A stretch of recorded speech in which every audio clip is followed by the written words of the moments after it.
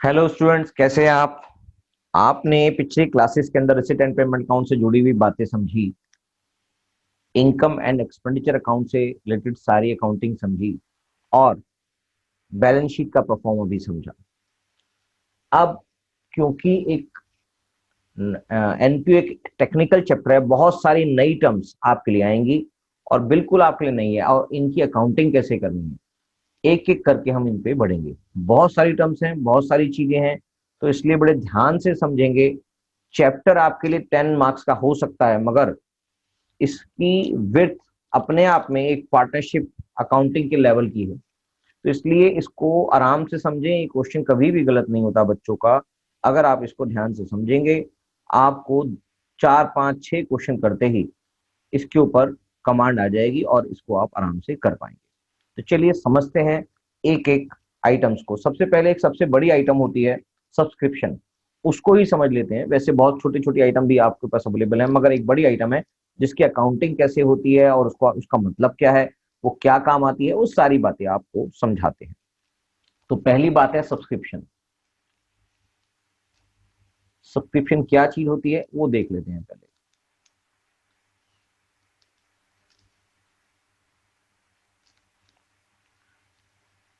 लिखेंगे मेरे साथ साथ, अमाउंट पेड बाय दी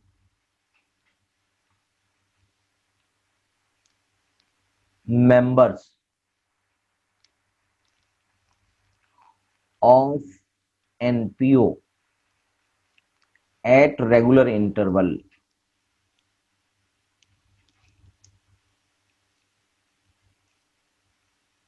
वो रेगुलर इंटरवल कुछ भी हो सकता है, तो इसलिए हम उसको पीरियोडिकली लिख देते हैं,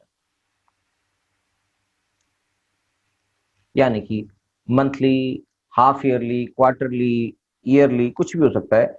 एक रेगुलर इंटरवल पर मेंबर्स जो होते हैं एनपीओ के, वो एक अमाउंट पे करते हैं जिससे उनकी मेंबरशिप वहां पर बनी रहे, to maintain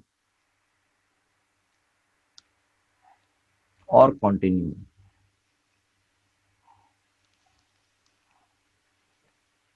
membership.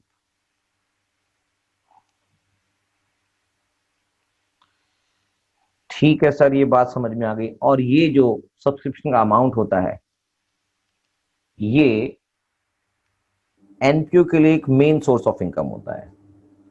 It is the main source of income for NPO. Correct. तो सब्सक्रिप्शन का ये डिटेल यहां पर आपको बताई गई है। अब इसकी अकाउंटिंग ट्रीटमेंट कैसे की जाती है, कैलकुलेशन कैसे की जाती है और इसकी अकाउंटिंग ट्रीटमेंट क्या होती है, तो वो पढ़ लेते हैं कि ये क्या कहता है।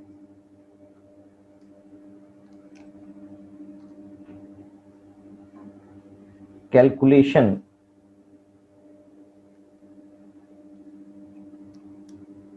Of subscription.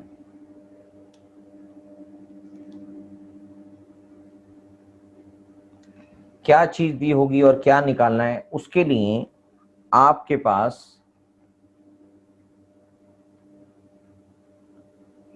एक परफॉर्मा दिया जाएगा।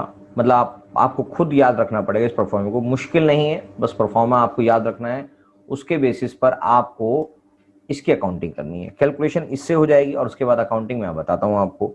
तो सबसे पहले सब्सक्रिप्शन, टोटल टोटल सब्सक्रिप्शन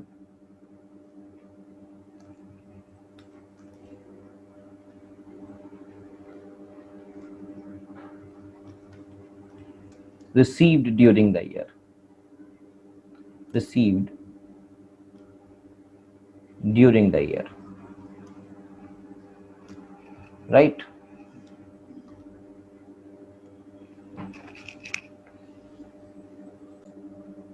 तो यहां पर आपके पास सबसे पहले अमाउंट लिखा जाएगा, total subscription received during the year, जो आपको दिखाई देगा रिसीट एंड पेमेंट अकाउंट में एज।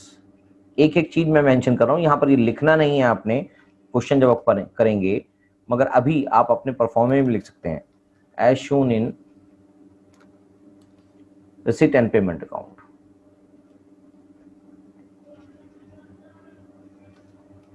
क्या बात क्लियर है? हाँ सर, ये बात समझ में आ गई है कि रिसीट एंड पेमेंट अकाउंट में जो भी टोटल अमाउंट होगा, जितना भी टोटल अमाउंट होगा, चाहे वो किसी भी ईयर से रिलेटेड होगा, वो सारा का सारा यहां दिखाया जाएगा। और आप क्या ऐड करेंगे? आप ऐड करेंगे subscription outstanding at the end of the year. जो भी सब्सक्रिप्शन आउटस्टैंडिंग है उन सारी सब्सक्रिप्शन को यहां पर लिख देंगे। Subscription outstanding at the end of the year में जो भी सब्सक्रिप्शन आउटस्टैंडिंग है वो यहां पर लिखी जाएगी, उसको ऐड करेंगे। ऐसे ही आपको जो लेस करना है वो लेस भी आप क्या क्या करेंगे? लेस भी इसी के साथ याद रखने में आसानी हो जाएगी। मैं आपको समझा रहा हूं कि आपको याद करना है तो subscription outstanding at the end of the year add होगा और सब्सक्रिप्शन आउटस्टैंडिंग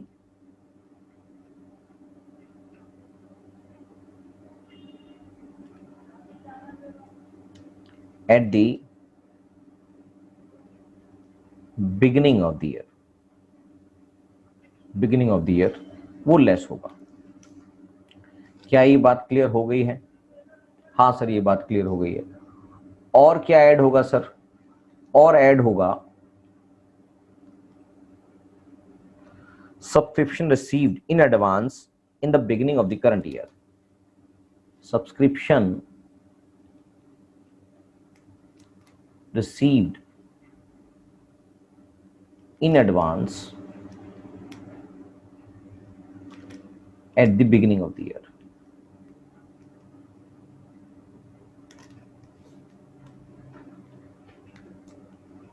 हम सिर्फ करंट ईयर की बात कर रहे हैं कि करंट ईयर के बिगिनिंग में हमारे पास जो भी अमाउंट आउटस्टैंडिंग एडवांस होगा वो इस करंट ईयर से रिलेटेड नहीं होगा। इसका मतलब वो पिछले साल से रिलेटेड होगा। इस करंट ईयर से रिलेटेड होगा, इसका मतलब वो पिछले साल से रिलेटेड नहीं होगा।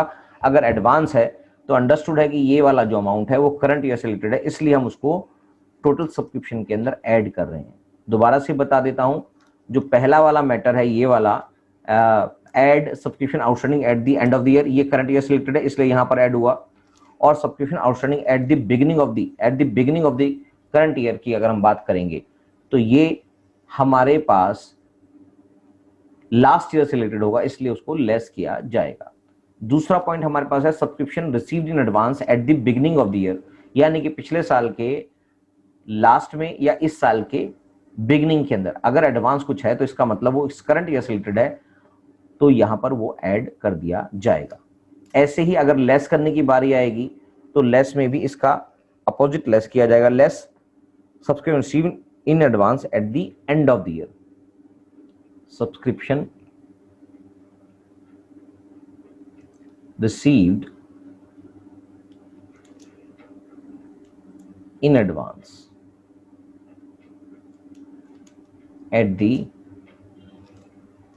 end of the year। क्योंकि ये जो अमाउंट है at the end of the year, क्योंकि ये जो अमाउंट है वो नेक्स्ट ईयर से रिलेटेड होगा, इसलिए इसको लेस करेंगे करंट ईयर के टोटल अमाउंट रिसीव होने के बाद। तो जो भी अमाउंट होगा, ये सारी चीजें करने के बाद जो भी अमाउंट आएगा उसी को हम इनकम एंड एक्सपेंडिचर का पार्ट मानेंगे। यानी कि इसको अगर हम टोटल ले दें, इसका इस टोटल में जो भी अमाउंट यहां पर शो करेगा वो अमाउंट कहलाएगा सब्सक्रिप्शन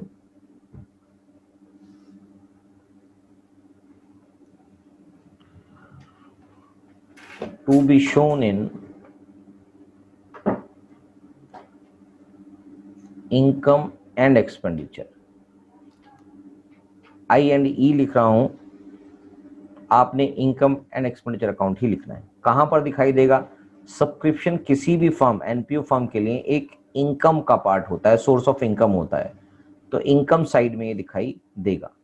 क्या ये सारी बातें क्लियर हो चुकी हैं? हाँ सर, समझ में आ गई है। तो बस सिंपल सी बात है, ऐसे सब्सक्रिप्शन से जुड़े हुए काफी सारे आपको क्वेश्चंस किस स्टाइल में समझाऊंगा, क्या क्या क्या क्या किस टाइप के क्वेश्चंस होते हैं, और उन सब चीजों से आप इस फॉर्मेट में ही सिर्फ अमाउंट भर देंगे तो आपके पास सब्सक्रिप्शन का अमाउंट क्लियर हो जाएगा। क्या मेरी बात समझ में आ गई? हाँ सर समझ में आ गई। तो चलिए इस क्वेश्चन को करते हैं। इसकी कैलकुलेशन आप अकाउंट बना के भी कर सकते हैं, अकाउंट बनाना भी मैं आपको सिखाऊंगा। फिलहाल आप इस स्टेटमेंट से ही सब्सक्रिप्शन के क्वेश्चंस करने की कोशिश करेंगे। तो एक एक क्वेश्चन लेते हैं कि उसका क्या अमाउंट है, और मैं आपके सामने इसी फॉर्मेट में भर देता हूं। तो चलिए इस फॉर्मेट को कॉपी करके नीचे दोबारा से लिखते हैं और फिर इसके अंदर भरते हैं। सब्सक्रिप्शन के लिए आपके पास डिफरेंट डिफरेंट केसेस होंगे। उन केसेस को समझते हैं कि वो क्या केस होंगे, किस तरह से क्वेश्चन गिवन होगा। केस 1 ले लेते हैं। केस 1 क्या लिखा होगा सब्सक्रिप्शन में, किस तरह से क्वेश्चन होगा वो मैं यहां बता देता हूं। क्वेश्चन होगा रिसीट एंड पेमेंट अकाउंट। अगर आपके पास गिवन है आरएनपी लिख दिया है तो उसमें आपको कोई कंफ्यूजन नहीं होना चाहिए कि ये रिसीट एंड पेमेंट अकाउंट ही है। अगर रिसीट एंड पेमेंट अकाउंट में जाएंगे तो सब्सक्रिप्शन का जो अमाउंट है वो आपको रिसीट साइड में दिखाई देगा, और रिसीट साइड में कुछ ऐसा लिखा होगा टू सब्सक्रिप्शन।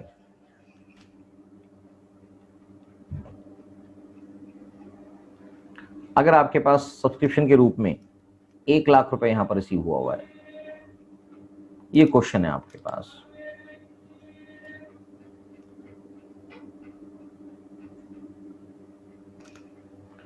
₹1,00,000 इसको रिसीव हुआ है। छोटा कर देते हैं, थोड़ा जगह बच जाएगी।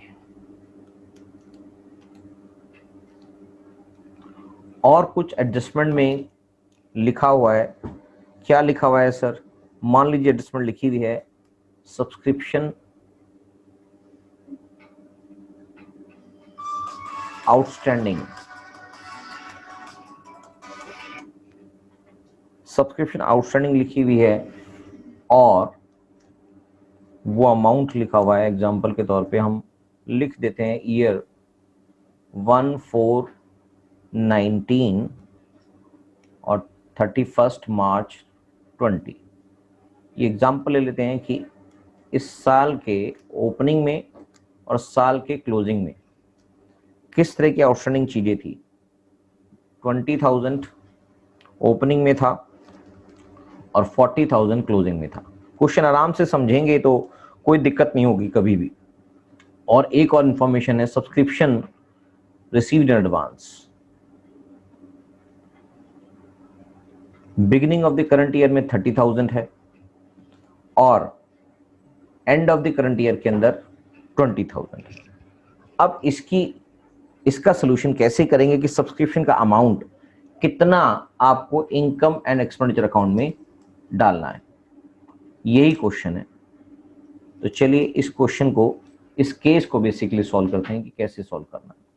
तो मैंने आपको बताया था कि आपके पास जो परफॉर्मा है उसी को हम यूज करेंगे और इसी से सॉल्व कर देंगे। ये देखिए हमारे पास ये परफॉर्मा है ही, तो इस परफॉर्मे को हम सॉल्व करते हैं कि किस बेसिस पर हमें क्या क्या इसमें फीड करना है। तो सबसे पहले यहां पर जो अमाउंट आपके पास है, total subscription receive during the year है, वो क्वेश्चन में लिखा है 1 लाख।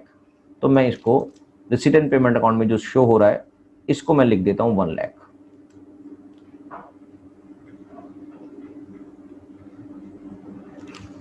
ये हम सोल्यूशन कर रहे हैं इसका। दूसरा है add subscription outstanding at the end of the current year, यानी कि क्या लिखा है subscription outstanding at the end of the current year में क्या लिखना है। Outstanding at the end of the current year में 40,000 है सर। क्या ये बात समझ में आ गई? ये जो अमाउंट आपको दिखाई दे रहा है subscription outstanding at the end of the current year, ये 40,000 है। तो यहां पर subscription outstanding at the end of the current year में 40,000 आ गया।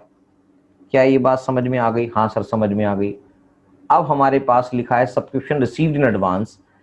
चलो subscription outstanding at the end of the current year होगा, subscription outstanding at the beginning of the current year में कितना है सर? बिगिनिंग में सर 20,000 रुपए है, 20,000 है। ठीक है सर, हम इसको यहां पर फीड कर देते हैं। तो हमने इसको यहां पर फीड कर दिया, subscription outstanding at the beginning of the current year. और हमारे पास है subscription received in advance at the beginning of the current year है 30,000 रुपए। Received advance in the beginning of the current year है 30,000 रुपीज, करेक्ट। और eight the end of the current year है आपके पास 20,000 rupees, advance at the end of the current year is 20,000, right. बस हमने question को समझा और क्वेश्चन के बेसिस पर इसी फॉर्मेट में जो हमने अभी अभी बनाया था उसमें यहां पर लिख दिया। ये दोनों चीजें माइनस हो रही हैं और ऊपर वाली दोनों चीजें ऐड हो रही हैं। अब हम इसको सॉल्व कर देते हैं। हमारे पास इसका अमाउंट आ गया 1,70,000, ये बन जाएगा, और 1,70,000 में 40,000 माइनस करेंगे तो आंसर आ जाएगा 1,30,000। तो ये जो अमाउंट है it is transfer to the income and expenditure account. Income side में ये इस साल से रिलेटेड अमाउंट कहलाएगा 1,30,000। क्या ये बात समझ में आ गई? हाँ सर, ये बिल्कुल समझ में आ गई। ये इंपॉर्टेंट चीज है, हमने कुछ भी नहीं किया है, सिर्फ आपको जो फॉर्मेट समझाया गया था कि सब्सक्रिप्शन को आप ऐसे सॉल्व करेंगे और आपके पास जो डाटा गिवन है उसके बेसिस पर आपने देखा कि कौन कौन सी फिगर किसमें फिट होती है, उसको वहां पर फीड किया और आंसर निकाल दिया। हर बारी आपको इस फॉर्मेट से निकालना है, चाहे क्वेश्चन 3 नंबर का हो चाहे 6 नंबर का हो, बस इसी से आपका सब्सक्रिप्शन का अमाउंट निकल आएगा as per your given data. अब इसको बैलेंस शीट में कैसे चढ़ाना है, तो हम बैलेंस शीट को समझ लेते हैं। बैलेंस शीट अगर आपके पास ओपनिंग बैलेंस शीट में चढ़ाना है तो क्या होगा, ओपनिंग बैलेंस शीट में यहां पर बना देते हैं छोटा सा, यानी कि बैलेंस शीट आपके पास है। बैलेंस शीट अगर मैं बना रहा हूं 1/4/19 के दिन, यानी कि मैं क्या कर रहा हूं, ओपनिंग बैलेंस शीट बना रहा हूं। ओपनिंग बैलेंस शीट के अंदर मैं सिर्फ और सिर्फ असेट साइड को दिखाऊं या आपको, चलो दोनों साइड को ही दिखा देता हूं। अगर मेरे पास लायबिलिटी में क्या दिखाना है और मुझे एसेट साइड में क्या दिखाना है, यानी कि सब्सक्रिप्शन आउटस्टैंडिंग जो है eight the beginning of the current year में, ये क्या होगा, सब्सक्रिप्शन आउटस्टैंडिंग, वो एसेट साइड में दिखेगी। Beginning of the current year में ये देखते हैं क्वेश्चन में क्या है, outstanding subscription eight the beginning of the current year,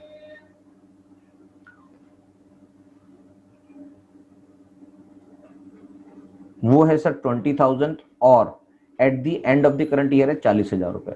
तो मैं बैलेंस शीट दोनों बना देता हूं। बैलेंस शीट यहां पर लिख देता हूं, क्लोजिंग की भी यहां पर, ये है 31/3/2020 की है और ये क्लोजिंग बैलेंस शीट है। ये बात आपको समझ में आनी चाहिए कि हम कौन सी बात कर रहे हैं और कहां कहां उसकी इफेक्ट पड़ेगा। तो सब्सक्रिप्शन आउटस्टैंडिंग जो है वो एसेट साइड में आएगा और सब्सक्रिप्शन रिसीव्ड इन एडवांस जो होगा वो आपके लिए लायबिलिटी बन जाएगा, दोनों चीजों के लिए, चाहे वो ओपनिंग हो चाहे क्लोजिंग हो। तो subscription outstanding, sorry, subscription received in advance जो होगा वो आपके लिए लायबिलिटी बन जाएगा। तो अब बस यही चीज है, चाहे क्लोजिंग हो चाहे ओपनिंग हो। यहां पर आउटस्टैंडिंग एट द बिगिनिंग आपके पास 20,000 है और क्लोजिंग में 40,000 है, तो बिगिनिंग में 20,000 डाल देंगे और क्लोजिंग में 40,000 डाल देंगे, राइट। ऐसे ही subscription received in advance, beginning में 30,000 है, क्लोजिंग में 20,000 है, 30,000 और क्लोजिंग में है 20,000। बस यही करना है कि इसका इंपैक्ट कहां से कहां तक, यानी कि इनकम एंड एक्सपेंडिचर के अंदर ये अमाउंट और बैलेंस शीट में ये अमाउंट, यानी कि अगर मैं इनकम एंड एक्सपेंडिचर अकाउंट बना के यहां पर भी दिखा देता हूं, अगर आपके पास इनकम एंड एक्सपेंडिचर अकाउंट बनेगा तो यहां पर इनकम साइड होगी और इनकम साइड में बाय सब्सक्रिप्शन लिखेंगे आप। अगर आपने सारी कैलकुलेशन यहां पर करके दिखानी है तो यहां भी दिखा सकते हैं, मगर आप इसको नोट में दिखा देंगे। अगर आप लिख देंगे note number 1, working note number 1, यहां पर लिख देते हैं वर्किंग नोट नंबर 1, तो मैं इसको वर्किंग नोट नंबर 1 लिख देता हूं जो हमने अभी कैलकुलेशन की है। ये हो गया वर्किंग नोट 1। क्या ये बात समझ में आ गई? तो बस वर्किंग नोट नंबर 1 के अंदर आपके पास 1,30,000 है, आप बाय सब्सक्रिप्शन लिखेंगे, वर्किंग नोट नंबर 1 के अंदर इसकी डिटेलिंग होगी और यहां पर इसका अमाउंट चढ़ा देंगे। आप चाहें तो सारा जो आपने वहां पर कैलकुलेशन की है इसको यहां पर भी कैलकुलेशन करके दिखा सकते हैं। इस तरह से आप इनकम एंड एक्सपेंडिचर अकाउंट में दिखाएंगे, इनकम साइड में सब्सक्रिप्शन का अमाउंट और बैलेंस शीट में जो आपको दिखाया है वो आपको वहां पर ऊपर दिखाई दिया है। क्या मेरी बात सारी समझ में आ चुकी है? हाँ सर, सब समझ में आ गई है। तो चलिए बस यही वाला चीजें एक बार ही आपको समझ में आएगी, तो जल्दी जल्दी मैं आपके सारे केस समझा दूंगा, आपको सारी बातें समझ में आएंगी। सारे case in a one go ही समझने हैं आपने, आराम से नहीं समझने कि भाई इसको आज के छोड़ के कल समझूंगा या बाद में समझ लूंगा, आपको कोई भी चीजें समझ नहीं आएंगी, क्योंकि सारे केस एक दूसरे से लिंक्ड होंगे। अगर पहला केस समझ में आया तो दूसरा केस उसी समय समझना पड़ेगा, जिससे आप उसके अंदर डिफरेंशिएट कर सके। तो केस 2 की बात कर लेते हैं। केस 2 में क्या होगा, केस 2 में हमें क्वेश्चन में किस तरह का डाटा गिवन है वो निकाल लेते हैं। केस 2 में आपके पास रिसिट एंड पेमेंट गिवन है, जिसकी डेट है 31 मार्च 20, यानी कि receipt and payment eight the end of the year पे अगर गिवन है आपके पास, और आपके पास रिसिट साइड में सब्सक्रिप्शन दे रखा है, टू सब्सक्रिप्शन का अमाउंट दे रखा है, मान लीजिए 2017-18, 18-19 और 19-20।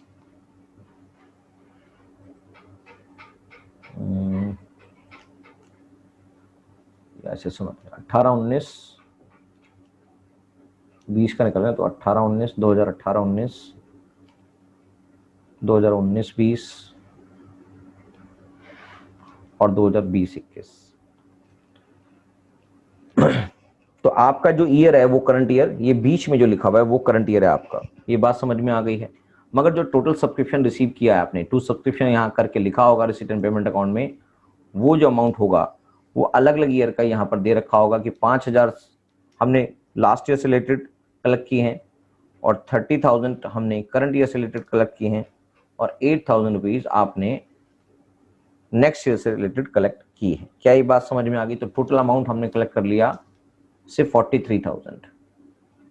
क्या ये बात समझ में आ रही है? हाँ सर समझ में आ रही है। अब इसके नीचे कुछ एडजस्टमेंट गिवन होगा आपको, मान लीजिए कुछ एडजस्टमेंट गिवन है आपके लिए। आपके पास एडजस्टमेंट गिवन है, subscription outstanding as on 31st March 20 rupees 10,000। दूसरा आपके पास लिखा हुआ है adjustment, subscription in advance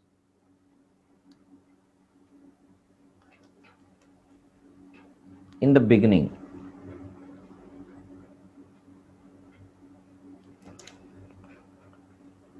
of the current year. In the beginning of the current year, इसका मतलब ये हो गया 1/4/2019। कितना है सर? ये है जी, मान लीजिए एग्जांपल के तौर पे इसको 7,000 ले लेते हैं। अगर इस तरह के केस बना हुआ है, अब इस तरह के केस में आपको ये दिखाना है कि सब्सक्रिप्शन का जो अमाउंट है उसकी आप treatment income and expenditure account में क्या करेंगे, और साथ साथ बैलेंस शीट में भी इसका क्या सॉल्यूशन किया जाएगा। तो चलिए इसको भी सॉल्व कर देते हैं। मैं फिर इसकी कॉपी उतार लेता हूं, जो आपको मैंने सॉल्यूशन का फॉर्मेट दिया था उसी के बेसिस पर ये आराम से हो जाएगा, क्योंकि सभी क्वेश्चंस में हमने यही करना है। ये रहा आपके सामने फॉर्मेट।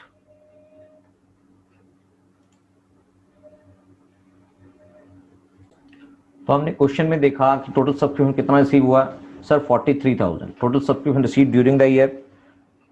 वो जो रिसीट एंड पेमेंट अकाउंट में दिखाई दे रहा है वो हमारे पास है सर 43,000, वो फिगर यहां पर हमने मेंशन कर दी। उसके बाद outstanding subscription outstanding at the end of the current year, वो कितना दिखाई दे रहा है इस क्वेश्चन में ढूंढते हैं। Subscription outstanding at the end of the current year, ये आपको सामने दिखाई दे रहा है 10,000 का। ठीक है सर, 10,000 का हमने लिख दिया। फिर क्वेश्चन में मैं इसका लेस वाला अमाउंट भी देखना चाहता हूं, subscription outstanding at the beginning of the current year कितना है। Subscription outstanding at the beginning of the current year कितना है वो देखते हैं जी। Beginning of the current year कहां से पता लगेगा, वो ढूंढना है आपने, वो भी आपको दिख जाएगा। ये देखिए, हमने 5,000 रुपए पिछले साल से रिलेटेड रिसीव किए और कुछ भी इसके लिए एडजस्टमेंट में नहीं लिखा। इसका मतलब लास्ट ईयर के अंदर 5,000 रुपए पिछले साल के रह गए थे जो इस साल में हमें रिसीव हुए। इसका मतलब subscription outstanding at the beginning of the year 5,000 rupees हुआ। क्या ये बात समझ में आ गई? सर ये बात अभी ढंग से समझ नहीं आई है, तो कोई बात नहीं है, मैं दोबारा से बोल देता हूं, आपको समझ में आ जाएगी।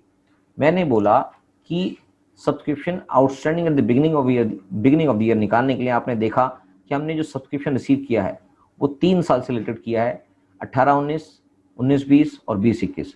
19-20 जो हमारा है वो करंट ईयर है, वो हमारा करंट ईयर है। मगर पिछले साल से रिलेटेड भी कुछ अमाउंट हमारे पास रिसीव हुआ है जो है 5,000 related to the last year, और 8,000 रुपीज भी रिसीव किया है जो हमारे पास फ्यूचर करंट ईयर से रिलेटेड नहीं है, पास्ट ईयर से रिलेटेड नहीं है, मगर वो ये फ्यूचर ईयर से रिलेटेड है। फ्यूचर ईयर FY मैंने लिख दिया है, फाइनेंशियल ईयर नहीं है, मैंने फ्यूचर ईयर लिखा है। और ये क्या है? ये पास्ट ईयर है। तो आपको ये बातें समझनी चाहिए, पास्ट ईयर है, ये करंट ईयर है, ये फ्यूचर है। और पास्ट ईयर से रिलेटेड कोई भी चीज यहां पर सिर्फ और सिर्फ एडवांस से रिलेटेड लिखी है, आउटस्टैंडिंग से रिलेटेड नहीं लिखी है। तो पास्ट ईयर के अंदर जो चीजें आउटस्टैंडिंग थी, यानी कि जो पिछले साल से रिलेटेड थी, वो मिली नहीं है। जो इस साल में मिला है वो अमाउंट है 5,000, जो आपको इस साल में लेस करना पड़ेगा, क्योंकि ये पिछले साल से रिलेटेड है। तो subscription outstanding at the beginning of the year जो है वो 5,000 था, जो इस साल में मिला है। तो हमारे पास और कोई इंफॉर्मेशन नहीं होने की वजह से हम उसी को सब्सक्रिप्शन आउटस्टैंडिंग मान लेंगे जो हमें करंट ईयर से रिलेटेड मिला है। क्या ये बात समझ में आ गई? हाँ सर आ रही है। आ नहीं भी रही है तो भी कोई बात नहीं, जब आप आगे के क्वेश्चंस करेंगे तो आप जब उन चीजों को डिफरेंशिएट करेंगे, उनकी लैंग्वेज देखेंगे, तो आपको ये बात जल्दी से समझ में आ जाएगी। अब हमारे पास है subscription received in advance at the beginning of the current year, यानी कि beginning of the current year में एडवांस कितना रिसीव किया है। तो यहां लिखा है subscription in advance in the beginning of the current year, लिखा है क्वेश्चन में 7,000, तो मैं 7,000 यहां पर ऐड कर देता हूं। क्या मेरी बात समझ में आ गई? ये लेस का अमाउंट था वो ऐड हो गया। और क्वेश्चन में हमें क्या कर, subscription received in advance at the end of the current year. तो मैंने ये बताया कि ये फ्यूचर से रिलेटेड आपने एडवांस में रिसीव कर लिया है, इस साल में रिसीव कर लिया है। तो इस साल में रिसीव किया, इसका मतलब आपके लिए क्या है, ये एडवांस है, फ्यूचर के लिए किया है। तो 8,000 रुपीज फ्यूचर के लिए एडवांस रिसीव किया है। इसका मतलब यहां पर subscription receive in advance at the end of the current year हो गया 8,000 रुपीज। क्या ये बात क्लियर है?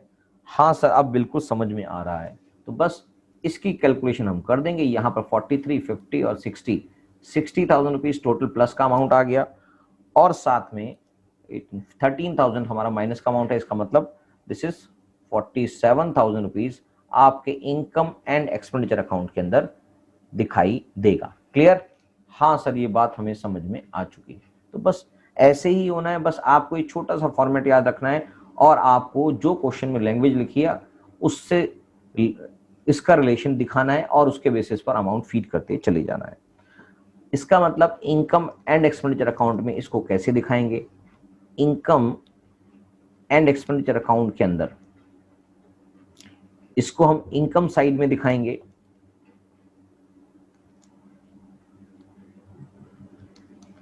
ये इनकम साइड होगी आपकी, ये एक्सपेंडिचर साइड होगी। तो इनकम साइड में बाय सब्सक्रिप्शन लिख देंगे। और अगर आपने ये वर्किंग नोट में ऊपर जो अभी अभी हमने किया है, ये वर्किंग नोट में ही किया है, तो इसका वर्किंग नोट नंबर आप चाहें तो लिख देंगे यहाँ पर, वर्किंग नोट नंबर जो भी आप इसका नंबर दे रहे हैं, 1 या 2 या जो भी है, वर्किंग नोट नंबर में मेंशन कर दिया, और इसका अमाउंट 47,000 रुपीज चढ़ा दिया है, और इसकी डिटेल आपने वर्किंग नोट में क्लियर कर दी। क्या ये बात समझ में आ गई? हाँ सर। उसके बाद बैलेंस शीट अगर होगी तो ओपनिंग बैलेंस शीट बनेगी 1/4/19 के लिए, और क्लोजिंग बैलेंस शीट बनेगी 31 मार्च 20 के लिए।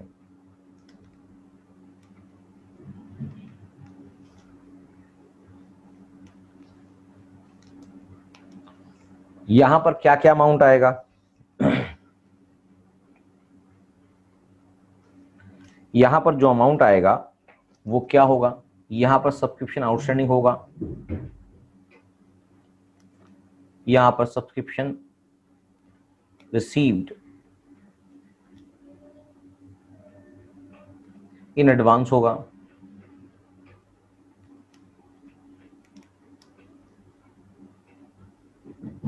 सब्सक्रिप्शन रिसीव्ड इन एडवांस, और ये अमाउंट होगा क्लोजिंग का। और यहां पर ओपनिंग की बात करेंगे तो भी यहां पर क्या लिखा जाएगा, सब्सक्रिप्शन रिसीव्ड इन एडवांस,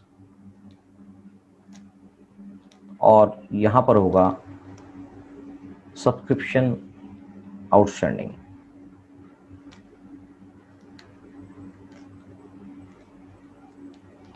तो सब्सक्रिप्शन जो आउटस्टैंडिंग है वो कितना है इस क्वेश्चन के हिसाब से, eight the beginning of the current year वो यहां पर दिखाई दे रहा है 5,000 रुपए। क्वेश्चन के हिसाब से जो आपको क्वेश्चन में डाटा दिखाया था वो ये रहा question, outstanding at the beginning of the current year, outstanding at the end of the current year वो कितना है सर, वो है 10,000। तो यहां पर 10,000 आ जाएगा। और बिगिनिंग के अंदर एडवांस जो था वो था 7,000, और एडवांस एट द एंड था वो था 8,000। क्या ये बात समझ में आ गई है? ये रहा एडवांस इन द बिगिनिंग, ये रहा और ये रहा। तो बस इस तरह से केस 2 भी समझ में आ जाएगा। अब केस 3 की बात कर देते हैं।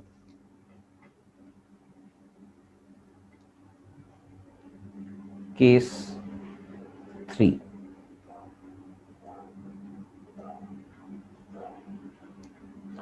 केस 3 में क्या होगा, पहले इसका क्वेश्चन बना देते हैं, सभी चीजों को आराम से समझते चले जाएंगे। केस 3 की क्लास जो है वो अगली क्लास में वेट करेंगे, अगली वीडियो देखेंगे, आराम से समझ में आएगा कि केस 3 में क्या होता है। इसी के साथ अभी देखेंगे। Thank you.